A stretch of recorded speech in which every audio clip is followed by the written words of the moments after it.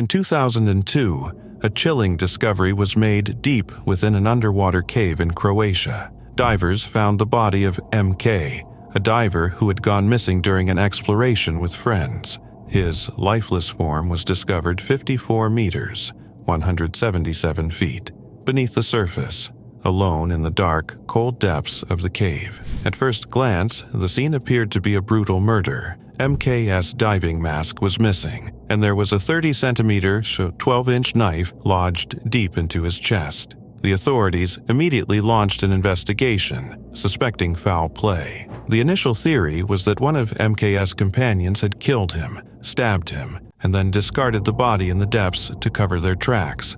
However, forensic analysis would soon uncover a much more harrowing truth than anyone could have imagined. The investigation into MK's death initially pointed to a possible crime, but the findings from the scene were more disturbing than any murder. It turned out that MK had not been the victim of an attack by another person, but rather, he had met his tragic end through the desperate, heart-wrenching actions of his own hand. MK had gone cave diving with friends, exploring the complex maze of submerged tunnels in the cave. Somewhere along the way, he became disoriented and lost within the winding passages. As time passed, his oxygen supply dwindled, and he was soon left gasping for air. Trapped in the depths of the cave with no way out, his situation became dire. His oxygen tank ran out completely, and the darkness of the cave became all the more suffocating. In his last moments, MK swam desperately, trying to find a source of air. He finally came across a small air pocket, trapped between two rocks. Exhausted and gasping, he tried to inhale the precious air from the bubble, but it wasn't enough to save him. The suffocating pain of drowning was unbearable, and the real horror began to unfold. In a final act of desperation, MK took the knife he had been carrying and, in a horrifying attempt to escape the excruciating agony of suffocation, stabbed himself in the chest. It wasn't an act of violence inflicted by someone else, but rather an attempt to end his suffering in the only way he could. The knife lodged deep into his chest, a tragic symbol of his final, desperate attempt to control his fate in the face of a relentless, inescapable death. MK's decision to end his own life in that moment of pure agony is a haunting reminder of the intense psychological and physical toll that drowning can have on a person. The unbearable pain of slowly losing consciousness from lack of air, coupled with the isolation of being trapped in a remote underwater cave, must have driven him to take the extreme measure of self-inflicted harm. His death was not the result of a violent altercation with others, but rather the horrific consequences of becoming lost in a perilous underwater labyrinth, where the struggle for life became a battle against time and breath. The discovery of MK's body and the circumstances surrounding his death sent shivers through the diving community, sparking conversations about the dangers of cave diving and the psychological challenges that divers can face in moments of extreme distress. It serves as a chilling reminder of the unforgiving nature of the deep, dark caves that exist beneath the surface of the earth, where even the most experienced adventurers can find themselves trapped, alone, and desperate. In the end, MK's tragic death was not a murder, but the result of a series of unforgiving circumstances that left him fighting for his life in the silent, suffocating depths. John Jones, a 26-year-old thrill-seeker, sets his sights on Nutty Putty Cave in the Utah desert, just outside Salt Lake City. Now, this isn't his first rodeo with caving. He and his brother Josh had explored various caves around Utah before, but Nutty Putty, that was a whole new beast. It was a popular cave, known for being relatively beginner-friendly, with spots like a huge maze and a giant slide that anyone could check out. But it also had some tricky areas, including the infamous birth canal, a narrow squeeze that only the most experienced adventurers dared to tackle. John wasn't alone on this trip. He had a crew of 11, including family and friends, tagging along. While the cave had been closed off for a while due to some accidents, Josh managed to score a special permit, and on November 24, 2009, the group was allowed inside. The rest of the crew stuck to the easy stuff, but John and Josh they had different plans. Let's find something a bit more challenging, they thought, and off they went to explore the tighter, more intense parts of the cave. They made their way to the birth canal, which was pretty much the tightest squeeze in the entire cave. After successfully navigating that, they found the corkscrew, a winding, twisted tunnel that only the bravest, or most daring, would attempt. Now, 5 years prior, another caver named Brock Clark had gotten stuck in the corkscrew for 14 hours, but John wasn't intimidated. At 6 feet tall and 200 pounds, he figured he'd be fine. Little did he know, he was about to enter uncharted territory. He kept pushing forward, thinking he was still navigating the birth canal, but things quickly went sideways. John slid deeper into the tunnel, his feet kicking as he tried to hold on and push back up. He called out to Josh to stop, and they started trying to figure out how to get him unstuck. John spotted a hole ahead, thinking it would lead to a larger space, but nope, it was a dead end. And just like that, John was wedged upside down, stuck in an 18 by 10-inch hole. Desperation set in as he screamed for help, but Josh's attempts to pull him out didn't work. After a while, Josh, now exhausted, had to leave to get help, leaving John to hang upside down, the pressure from gravity slowly making things worse. Fast forward 3 hours, and the first rescuer arrives. The team tried using ropes to pull John out, but that didn't work either. They then set up a pulley system, the same kind that had freed Brock Clark years earlier. It took hours, but finally, John was raised enough for the rescuer to make eye contact with him and even give him some Gatorade. Unfortunately, John's legs had turned lifeless and were no longer helping the situation. They seriously considered breaking his legs to get him out, but then, just as they were getting closer to freeing him, disaster struck. The pulley rope snapped, hitting the rescuer in the face and knocking him out cold. As if things weren't crazy enough, John slipped back into the hole, and the team had to spend another hour repairing the pulley system before they could try again. When they finally attempted to pull him out once more, John didn't respond. Panic set in as they realized they couldn't lift him without his assistance. A medic was sent inside the cave to check on John, but by 11:56 p.m. on November 25th, John was declared dead. The cave was closed off with concrete, and a plaque was placed to honor his life. It's a tragic adventure that no one could have predicted. A story of bravery, perseverance, and an unfortunate twist of fate that ended too soon. In a tragic and haunting accident, 4 young people lost their lives in an abandoned mine shaft, which had transformed into a dangerous underground cave. The cave, once a mine shaft, had become an alluring and mysterious sight, hidden within the mountainside. But what seemed like an adventurous exploration quickly turned into a deadly tragedy. After years of water flowing from the cave, it had become a perilous location, especially with an underwater passage leading to an underground chamber. This was the scene of the fatal accident that would later earn the cave the grim nickname, the Cave of Death. The tragic events unfolded when a group of 5 friends, eager to explore, ventured into the cave. The allure of the dark, winding tunnel was irresistible, but as hours passed without word from the group, one of the friends became worried. When there was still no sign of the others, the concerned friend decided to leave and seek help. By then, it was too late. The others had already drowned. Inside, one of the rescuers says it looked like the foursome had possibly drowned in a section of the mine that required them to go underwater. Upon receiving the emergency call, rescue crews rushed to the scene in Provo, Utah, and quickly set up a plan to save the trapped individuals.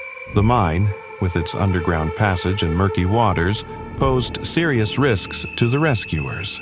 Teams worked together to pump air into the cave while simultaneously pumping out water to reach the victims. The efforts bore fruit when, after several hours of intense work, rescuers were able to recover the body of one of the young women. Following this, they successfully extracted the other 3 victims from the cave. Unfortunately, by the time they reached them, it was too late for all 4. According to one of the rescuers, the victims had most likely drowned in a section of the mine that required them to pass through an underwater passage, which ultimately sealed their fate. The cave, which had once drawn adventurers and curious explorers, now became a chilling reminder of the immense danger hidden beneath the surface. Once the recovery efforts were complete, officials made the decision to seal the entrance to the cave, effectively ending its dangerous allure. The tragic drowning served as a sobering reminder of the risks associated with underground exploration, especially in caves and mine shafts, where the waters can be deceivingly treacherous. Jennifer Gilbraith's family knew she had a passion for adventure, but they never imagined that her love for fun would end in tragedy. Her father's first thought was that Jennifer had always dreamed of being famous. She had a deep love for music and played bass guitar, even performing in a band. Tragically, all the victims who perished in the cavern that morning were members of that very band. Since then, locals have referred to it as the Cave of Death, and the memory of the 4 young lives lost in such a tragic way continues to haunt those who remember the incident. In the wild limestone depths of Mexico's Sierra Juarez Mountains lies Sistema Cheve, a cave so deep it could make your ears pop just thinking about it. Back in 1991, a young, ambitious American caver named Christopher Joerger joined an elite expedition to explore this beast. Now, Chris wasn't just any guy with a helmet and a headlamp. He was called the Kid by the team, a nickname that oozed both admiration and a tiny bit of, this guy better not mess up. He had guts, heart, and a backpack probably heavier than his hopes. The plan? Push deeper into Chev than anyone had dared before. The catch? Chev isn't exactly friendly. It's dark, cold, flooded in parts, and it likes to chew up gear and test patience like a grumpy dungeon master. Somewhere around 850 meters down, yeah. Almost a vertical kilometer beneath the surface, things took a tragic turn. Christopher was descending a 23-meter pitch using a rappel rack, which is basically a metal spaghetti twirler for ropes, when it suddenly popped off his harness. Yep, just popped off. Gravity, not being a fan of mistakes, did what gravity does. The fall was catastrophic, and rescue in those conditions was out of the question. The team was devastated. They buried him inside the cave, wrapping his body in a tarp and sealing it with stones. It wasn't until a year later that his body was recovered and returned to his family. Christopher's story is a heartbreaking reminder that caving is no joke. You're not just battling darkness and rock, you're facing the very edge of human endurance. Still, in the world of exploration, the Kid earned a place of respect. He went deep chasing wonder, and that kind of boldness never really disappears. On a chilly afternoon around 3:45 p.m. on November 28, 1985, 7 adventurous souls decided to ditch turkey leftovers and go for something a bit more extreme, caving. Their original plan was to explore Freyr's Hole, but thanks to some not-so-friendly rain flooding the place, they switched gears and chose Fuller's entrance of the Culverson Creek cave in Greenbrier County, West Virginia. Sounds like a safe plan B, right? Well, not exactly. Here's the thing. None of the group had ever been in Fuller's before. You know, just a casual spelunk in unfamiliar territory. What could go wrong? The entrance of the cave was a narrow canyon, only about 5 to 8 feet wide, with a fast-flowing stream, about 6 to 12 inches deep, gushing over wobbly rock slabs. Not exactly a 5-star hiking trail. Roughly 50 feet in, the path sloped downward, and smack dab in the middle of it all sat a hefty boulder, chilling in the stream like it owned the place. At 3:50 p.m., 3 of the cavers made it past the boulder with no issues. The next trio followed, led by 26-year-old Eric Establie. But when Eric got to the center of that giant rock, Mother Nature decided to throw a curveball. With a sudden shift, the boulder tilted left, like it had just remembered an appointment, and pinned Eric's head in a horrifying upright position. His friends immediately jumped into action. One sprinted back to get help while the rest tried to free him. 4 people against 1 rock? The rock wasn't budging. It was basically saying, "Nice try." Thinking quickly, one caver supported Eric from below to keep pressure off his neck, while the others rummaged through the cave entrance, MacGyver style, searching for anything that could work as a lever. Someone found old truck parts, because of course there's random truck debris in a cave, but even that wasn't enough muscle to lift the boulder. So, another caver was sent out to grab a hydraulic auto jack, a car jack that could lift a small house if needed, and another contacted the Eastern Region Cave Rescue Network. Things were escalating fast. By 4:10 p.m., tragedy deepened. Eric lost consciousness less than half a minute after the rock pinned him. Despite that, at 3:59 p.m., one of the group, John Evans, felt his pulse and it was still going strong. There was hope. Time, however, was not on their side. Around 4:20 p.m., their hero tool, the hydraulic jack, finally made its dramatic entrance. Combined with some trusty crowbars, the team managed to shift the stubborn boulder. They carefully moved Eric about 20 feet to a dry spot and immediately started CPR. The rescue squad from Rainek showed up like cavalry soon after, with a paramedic taking over at 4:29 p.m. Things were looking cautiously optimistic. Eric was rushed out on a stretcher and whisked away by ambulance to the hospital. On the way, medical pros tried everything: IVs, cardiac meds, the whole 9 yards. But despite all the efforts, nothing could bring him back. Eric Establie was officially pronounced dead at 6:05 p.m. It was a heartbreaking end to what started as an adventurous detour. The story of Culverson Creek Cave is a somber reminder that even the boldest of explorers face real dangers in the deep unknown. One misstep, or in this case one shifting boulder, can change everything in seconds. In early 20th century cave exploration, few tales are as haunting as Floyd Collins, whose ambition and misfortune collided underground. On January 30th, 1925, Collins, a seasoned Kentucky caver, entered Sand Cave hoping to discover a new tourist-worthy passage that would benefit his family's land. But as he squeezed through a narrow tunnel, a rock shifted and pinned his leg. Trapped 55 feet below the surface, Floyd's solo adventure became one of America's most infamous cave entrapment stories. Rescue attempts began immediately, drawing hundreds of volunteers, but the tight space and unstable conditions made access nearly impossible. News of Floyd's ordeal exploded across the country. A media circus formed outside the cave, with reporters, vendors, and crowds creating a surreal mix of chaos and concern. For the first time in history, radio updates broadcast a live unfolding disaster, turning the event into a national obsession. Amid the frenzy, a young reporter named Skeets Miller crawled into the shaft to reach Floyd,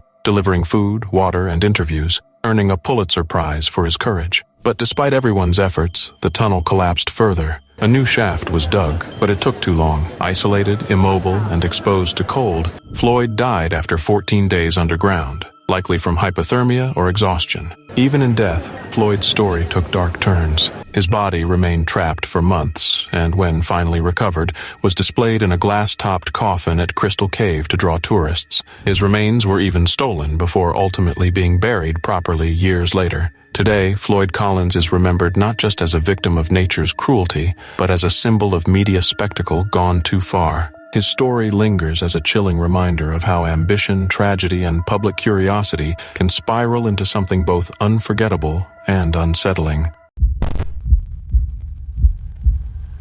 John Jones was an avid spelunker, an experienced cave explorer with a deep love for the activity. He had spent years exploring caves, and to him it was more than just a hobby, it was a passion. He knew the risks, but also cherished the sense of adventure that came with delving into the unknown underground world. On November 24, 2009, John, along with a group of 10 friends, embarked on what seemed like just another adventure in Nutty Putty Cave, located around 80 miles south of Salt Lake City, Utah. What began as a thrilling exploration soon became a nightmare that would claim his life. Nutty Putty Cave, known for its narrow passages and winding tunnels, was a place that attracted many adventurers who sought to test their skills.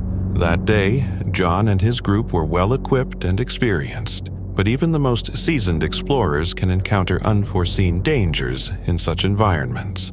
While in the cave, John entered an area known as Bob's Push, a particularly tight L-shaped passage located about 150 feet beneath the surface. The passage was just 18 inches wide and 10 inches high, extremely narrow, even for an experienced spelunker like John. Unfortunately, as John maneuvered through the passage, the positioning of the rocks trapped him, pinning him in place and leaving him stuck in a precarious position. John's brother, Josh, was the first to find him in that terrifying moment.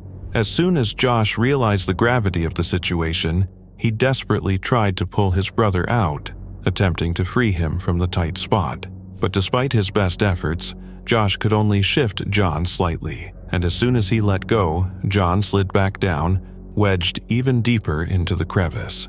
John's right hand was pinned, and his left arm was awkwardly forced behind him. Though his feet and ankles were free, gravity worked against him, keeping him trapped in that narrow space.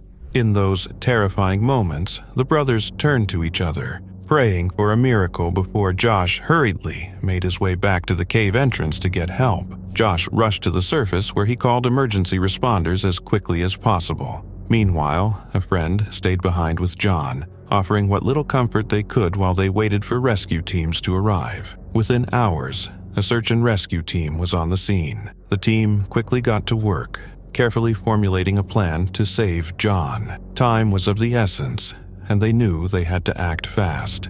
They began by attempting to drill away at the surrounding rocks in an effort to widen the passage and free John. But the task proved more difficult than anticipated. The rock was incredibly tough, and John's position made drilling slow and painstaking. For hours, the rescue team chipped away at the stone, but progress was minimal. They had only managed to remove a few inches of rock. The team quickly realized that they needed to consider a different approach. Next, the rescuers turned to a pulley system in an attempt to pull John free from the crevice. They set up the ropes and began pulling with all their might, hoping to extract him. A team of 8 rescuers worked together, tugging on the rope in unison, but disaster struck when the rope snapped, sending John sliding even further into the crevice. His body became wedged deeper into the passage, and the rescuers quickly realized they were in a race against time to get him out before it was too late. As the hours passed, John's condition began to deteriorate. His breathing became shallow, and he was unable to respond to the rescuers' calls. His once steady movements were replaced by an eerie silence that signaled the inevitable. The rescue team worked tirelessly, continuing their efforts to free him, but it soon became clear that they were facing an insurmountable challenge. With each failed attempt to extract him, the situation grew more dire. John's brother Josh, along with the other volunteers and rescuers, never gave up hope, but as time passed, the weight of the reality began to sink in. By midnight on November 25, 2009, after 27 hours of intense efforts by the search and rescue team, John was pronounced dead. His body had been trapped for so long that the efforts to extract him had ultimately come too late. The rescue mission had been grueling, and the team's collective exhaustion was evident.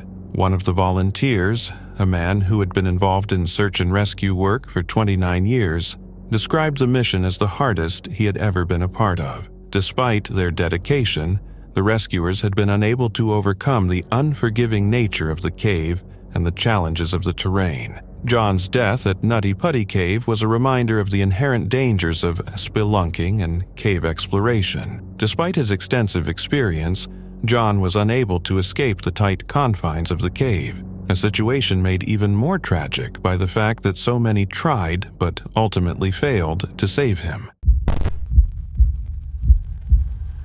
In 2014, a team of 5 experienced Finnish divers set out to complete a bold traverse through Norway's Plura Grata, one of Europe's deepest and most challenging cave systems. Their mission was ambitious: enter the frigid waters of Plura Lake, navigate over 2.5 kilometers of submerged tunnels at depths nearing 130 meters, and emerge on the other side through Steinugelflage, a dry cave exit. But beneath the icy surface, things went horribly wrong. During the dive, Jari Hotarinen became trapped in a tight passageway, his equipment entangled, leading to panic and ultimately drowning. Hours later, Jari Usamaki encountered the scene, and in a tragic turn, he too lost his life, likely overwhelmed by shock and disorientation. The remaining divers had no choice but to press forward. When they surfaced and reported the incident, Norwegian authorities immediately sealed off the cave, declaring it too dangerous for recovery efforts. But the survivors, friends, and fellow divers of the deceased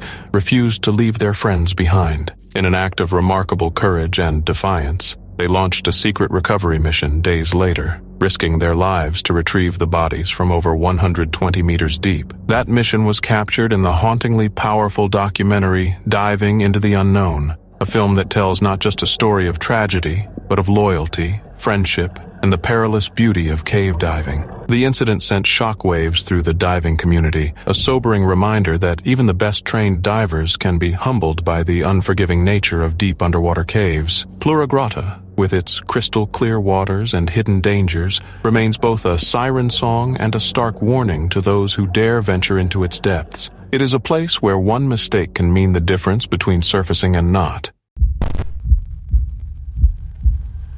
March the 26th, 2016. Cue the dramatic music because today's the day two elite-level cave divers, Mike Young and Shane Thompson, yep, a legit Navy vet, gear up for an underwater odyssey in the not-so-friendly, absolutely mysterious Santa Rosa Blue Hole in New Mexico. This place isn't some lazy river amusement ride.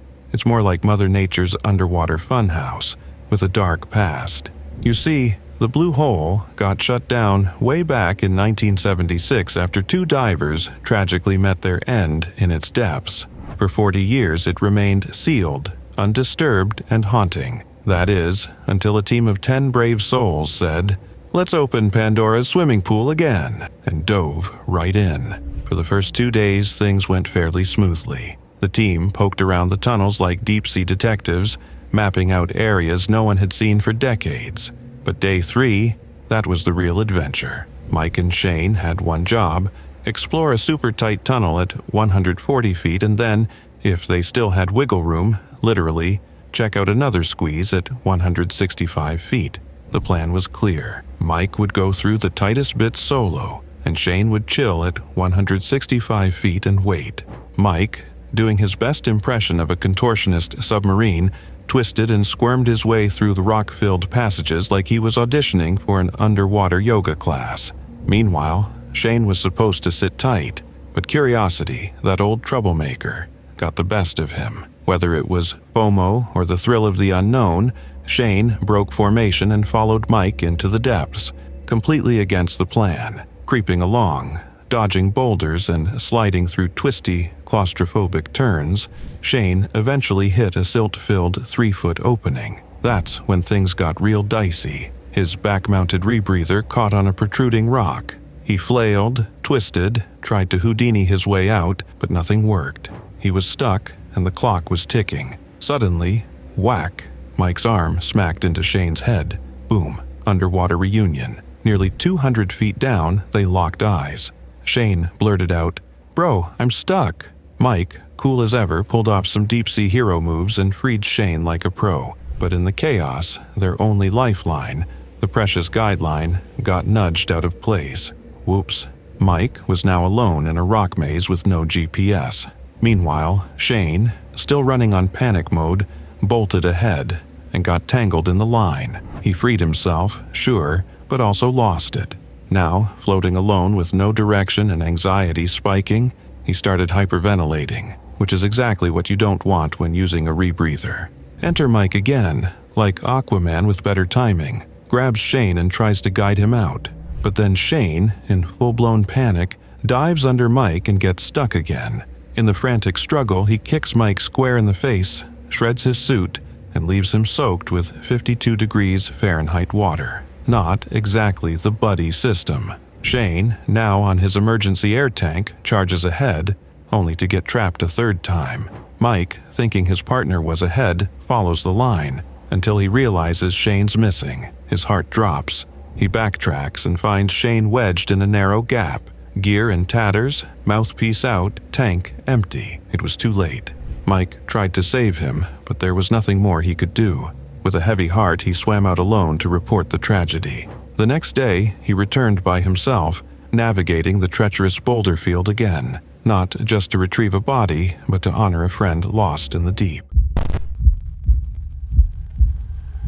In the sweltering Florida heat of August 2010, 30-year-old Ben McDaniel decided to take a dive, literally, into the mysterious waters of Vortex Spring, a place known for its crystal-clear visibility, scenic underwater caves, and a reputation that screams, "Enter at your own risk." Ben, tall and tanned with a curious mind and a bit of a rebellious streak, was no stranger to scuba diving. But here's the kicker: he wasn't certified for cave diving. Still, that didn't stop him from eyeing the locked gate that led to the forbidden deep. Some say it was curiosity, others say it was a daredevil's itch. Whatever it was, Ben was last seen on August 18th, slipping past the gate with 2 tanks of air, not even the right gas mix, and a big helping of misplaced confidence. And then he was gone. No bubbles, no gear, no body. Search teams sent down elite divers, ROVs, and even cadaver dogs. One pro diver swore that if Ben had gone far into the cave, he would have left signs like displaced silt or scraped walls. But there was nothing.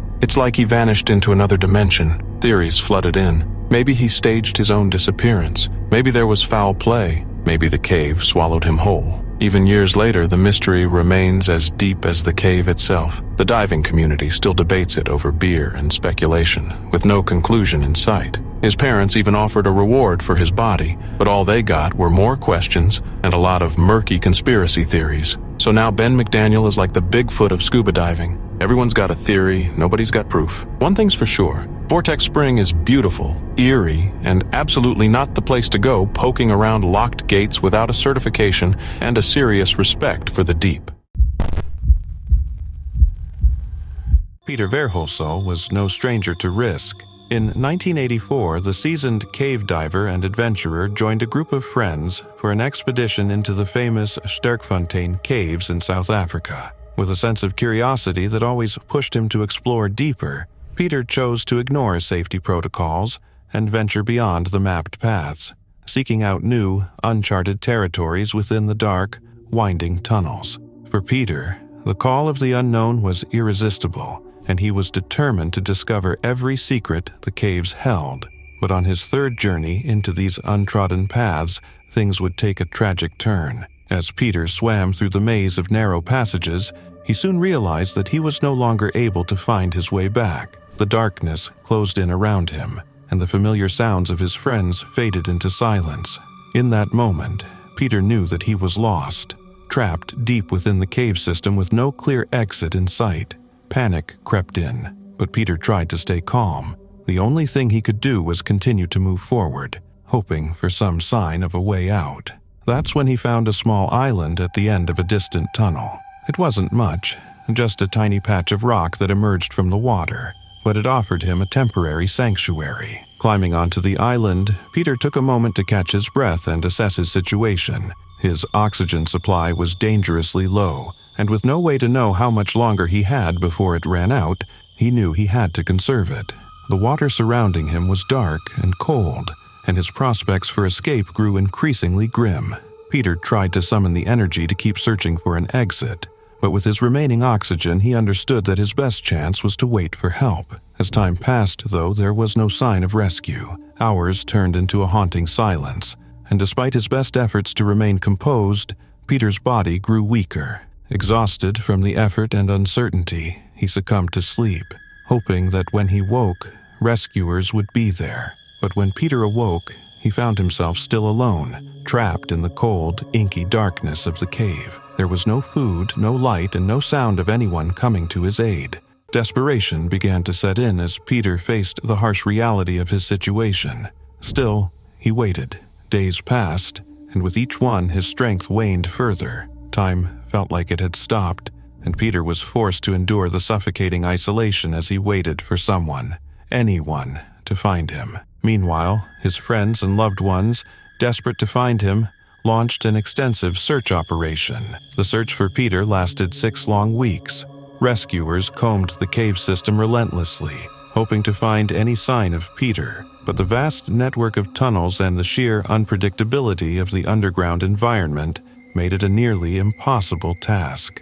Despite their best efforts, Peter remained elusive, his chances of survival growing slimmer with each passing day. Finally, when the rescuers were able to locate Peter, the reality of his fate was painfully clear. His body, found in the same cavern where he had last sought refuge, was nothing more than a skeletal remains.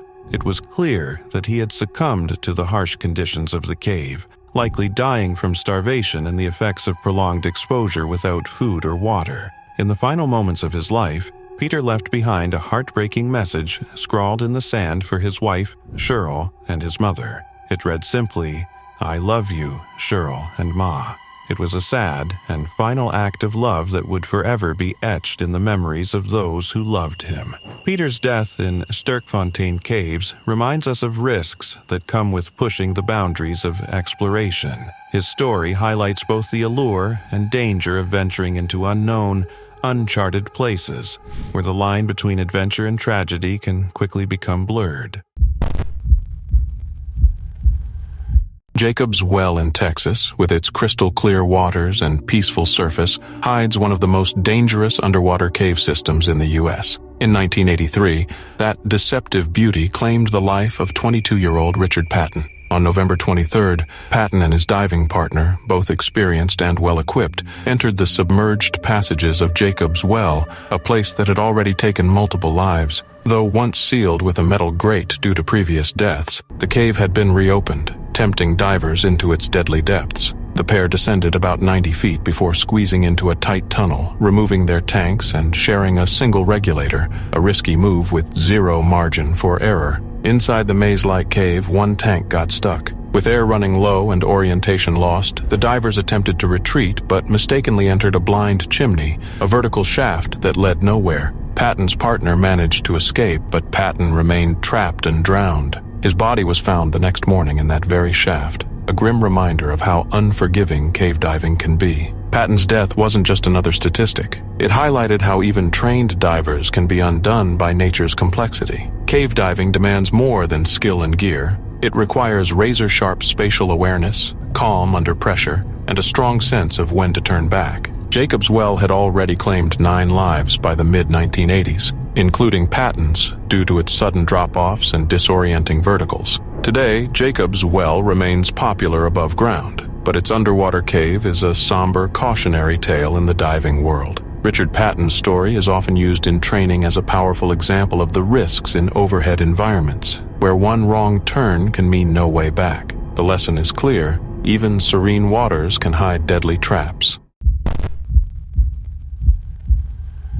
On September 17, 2000, brothers Michael and Paul Hayden decided it was time for a little nostalgic adventure, or what some might call a terrible idea wrapped in childhood memories.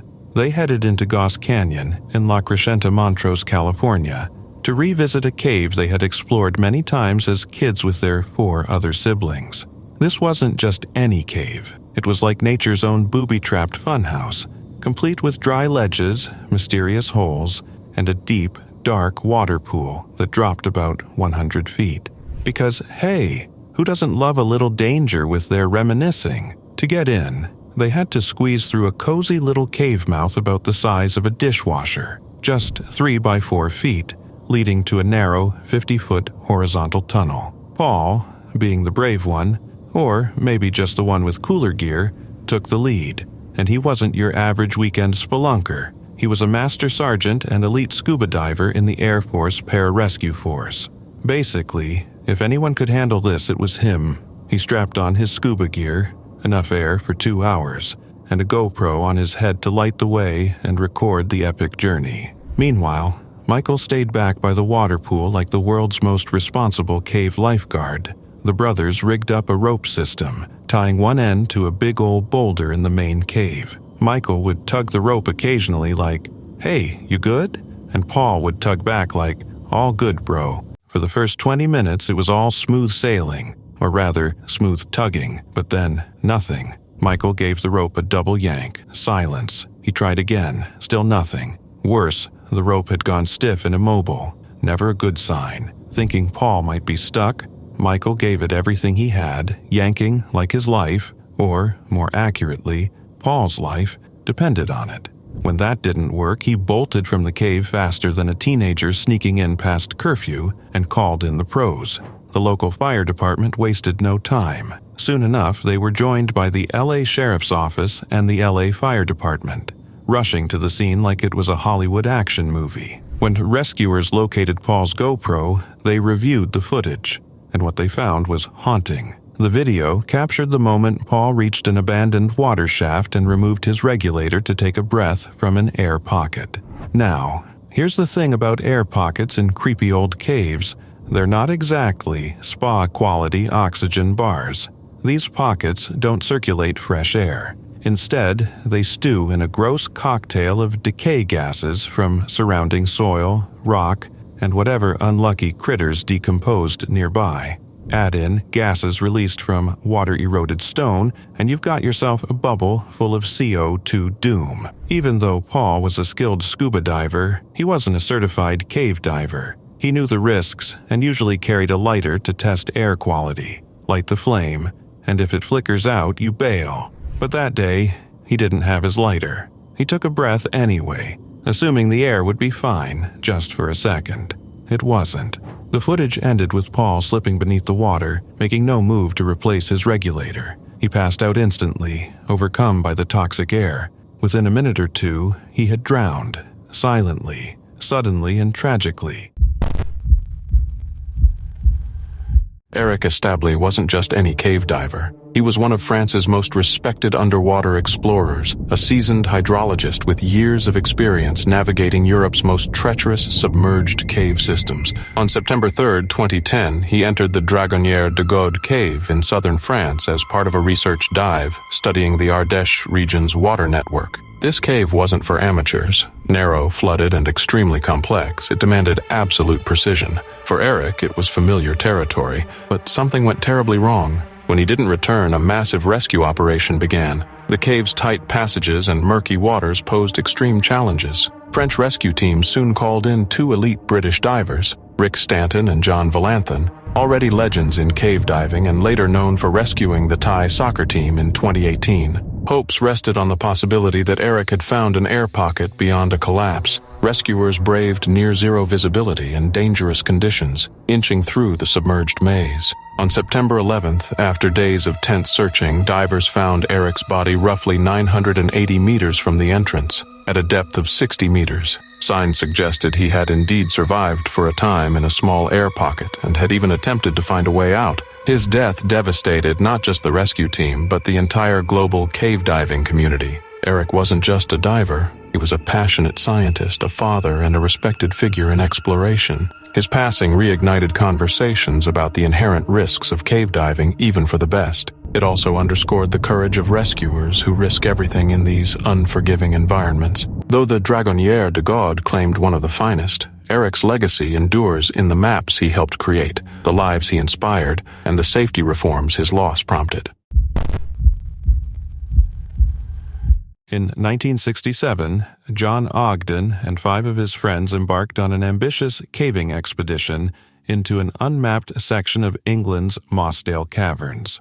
The group had spent hours navigating the dark, winding passages, crawling and climbing deeper into the earth, eager to explore an untouched world few had ever seen. But deep in the labyrinth of rock, they were unaware of the impending danger lurking above them. As the hours passed, the sky outside began to shift, and a heavy rainstorm set in. At first, it seemed like any typical downpour, but soon the storm became more than just a passing weather event.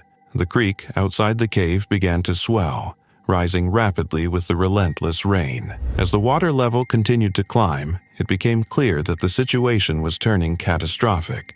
Without warning, the entrance to the cave was buried beneath a rising lake, and the floodwater came rushing in through every passage and tunnel. While the group crawled through a narrow, confined tunnel, they suddenly heard the unmistakable rumble of water surging toward them. The sound grew louder, and the water came rushing in with terrifying speed. Within moments, the creek that had once been a harmless trickle transformed into a violent torrent.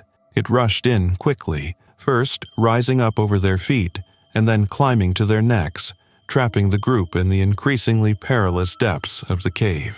With the water rising fast, their only hope of survival was a small crack in the rocks up ahead, a narrow fissure that could provide a small pocket of air. Desperate and struggling against the flood, Ogden managed to force his way through the crack, pulling his body upward as the water surged around him. He managed to push himself to the top of the narrow crevice, where he found a tiny pocket of air, just enough to keep his head above the water. But the crevice was too tight for anyone else to join him.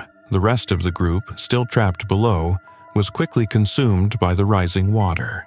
Ogden was left alone, his body wedged in the small crack, struggling to stay above the surging flood. From his small refuge, he could hear the water swarming around him, helplessly knowing that his friends had perished in the rushing torrent. The hours stretched on, and Ogden clung to his fragile hope of rescue. The cold, suffocating darkness of the cave surrounded him as the floodwater continued to rise. There was no way for him to escape the narrow prison where he was trapped. The days passed, and Ogden remained stuck in the crevice, desperate for air, slowly weakening from exhaustion and the overwhelming sense of isolation. His cries for help went unanswered, and with each passing moment, the chances of survival seemed more and more distant. By the time the rescuers finally arrived and located him, it was too late. Ogden had succumbed to the cold, unable to hold on any longer. His lifeless body remained wedged in the narrow space, still trapped in that unforgiving passage, struggling for a final breath of air that would never come. The search for John Ogden and his friends, which had started as a hopeful attempt to rescue them, ended in tragedy. The bodies of all 6 individuals were eventually recovered, but their lives had been claimed by the violent floodwaters that had overtaken them. The disaster at Mosdale Caverns remains one of the most haunting cave tragedies in history. In the summer of 1974, beneath the hills of South Wales, Roger Salari entered Ogof Agen Alwed, a sprawling cave system with a name straight out of fantasy. But instead of treasures, this story came with cold water, darkness, and one of Britain's most haunting cave diving disappearances. Roger, part of a team of skilled explorers, was diving the terminal sumps, tight, water-filled tunnels for only the boldest divers. He and Martin Farr reached the 4th sump, a notoriously difficult section. Martin turned back after assessing the conditions. Roger went on alone and was never seen again. Panic swept the caving world.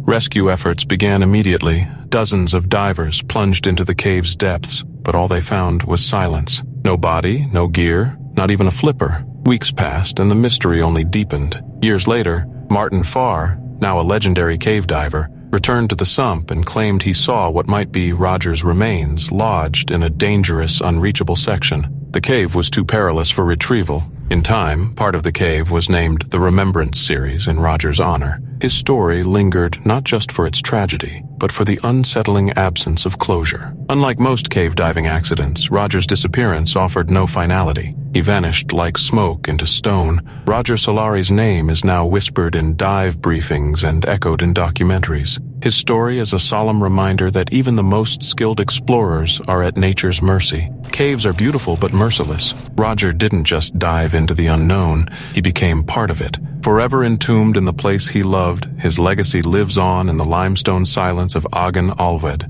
a legend buried deep beneath the surface, honored with awe and remembered with quiet respect.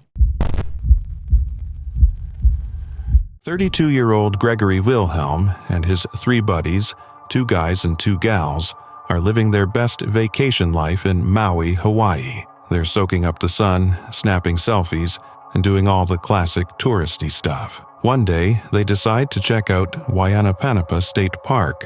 You know, the kind of place that makes you want to launch a travel blog. Everything was going great until it wasn't. While wandering around, the crew stumbled upon the legendary Wayanapanapa Caves. Intrigued and running on vacation adrenaline, the group paused by a serene, well-lit pool at the cave's mouth. The women opted to chill poolside, probably imagining spa vibes, while Gregory, powered by curiosity and maybe a little too much confidence, roped one of the guys into a spontaneous cave exploration mission. Now, they didn't have a flashlight, but Gregory, ever the problem solver, shoved his phone into a Ziploc bag to keep it dry and turned it into an impromptu flashlight. Not exactly Bear Grylls approved, but hey, it worked for a while. So Gregory and his fellow explorer waded into the cave like it was the beginning of a treasure hunting adventure. A few feet in, the water was already at their waists. Ahead, a massive boulder, and beneath it, a dark, deep pool that apparently was a hotspot for thrill-seeking divers. Naturally, they decided to give it a quick dive. Just a minute underwater, they said. Just a little peek, no big deal. Gregory led the way with his trusty phone light while his buddy followed closely behind. But things took a wild turn when they realized the pool was a lot deeper than expected. Gregory, fueled by that just one more peak energy, swam into a narrow underwater passage. That's when his friend, now absolutely done with this adventure, freaked out and made a silent exit, leaving Gregory solo in the watery abyss. By the time Gregory realized he was on his own, he needed air, badly, but when he turned around, he was met with total darkness, cue panic mode. He fumbled through the underwater maze and managed to find a tiny pocket of air, like something straight out of an action movie, but the cave was like a living creature, unpredictable and wild. Waves thrashed, currents shifted, and the clock was ticking. With no choice, Gregory pushed deeper into the cave. Meanwhile, the guy who bailed managed to find his way back to the surface, gasping for breath at the pool's edge. Gregory, however, was MIA. Panic spread fast. The two women dashed into the cave, talk about bravery, found the guy totally freaking out, and knew things were serious. The guy, guilt now fully unlocked, dove back into the cave, telling the women to scream so he could use their voices like human GPS. After a couple failed dives, he finally spotted something, a faint glow in the distance. It was Gregory's phone, still valiantly shining, but Gregory? Nowhere in sight. They sprinted out and called the Hana Fire Department, kicking off a full-blown rescue operation. Sadly, by the time help arrived, it was too late. Reports revealed Gregory had lost his bearings in a tight spot. The more he tried to escape, the more disoriented he became. Eventually, he took a wrong turn, and his breath ran out in the cave's suffocating darkness. In 1984, Slovak mountaineer Jozef Psotka set out to do something few had ever dared to reach the summit of Mount Everest without supplemental oxygen. At the age of 50, he was not only challenging the physical extremes of the world's highest peak, but also the biological limits of human endurance. Alongside him were fellow climber Zoltan Demjan and the experienced Ang Rita Sherpa, a mountaineering legend in his own right. Their approach was bold and minimalist. No oxygen tanks, no frills, just skill, resilience, and trust in one another. After a grueling climb through Everest's treacherous southeast ridge, navigating the infamous Khumbu icefall and weather that could change in minutes, the trio reached the summit on October 15, 1984. For Psotka, it was the realization of a lifelong dream, and his success made him one of the oldest climbers at the time to reach the top without artificial oxygen. But Everest has a way of reminding climbers that the summit is only half the journey. On the descent, things took a tragic turn. Psotka became separated from his teammates, likely due to exhaustion, altitude sickness, or shifting conditions, somewhere near the dangerous Kongshung face. He fell, possibly slipping or succumbing to the effects of extreme altitude. His body was later found far below, a stark and heartbreaking reminder of the mountain's unforgiving nature. Though his life ended on Everest, Jozef Psotka's legacy lives on. His courage, determination, and pioneering spirit continue to inspire climbers around the world. In Slovakia, he is honored not just as a mountaineer, but as a symbol of human endurance and the price sometimes paid in pursuit of greatness.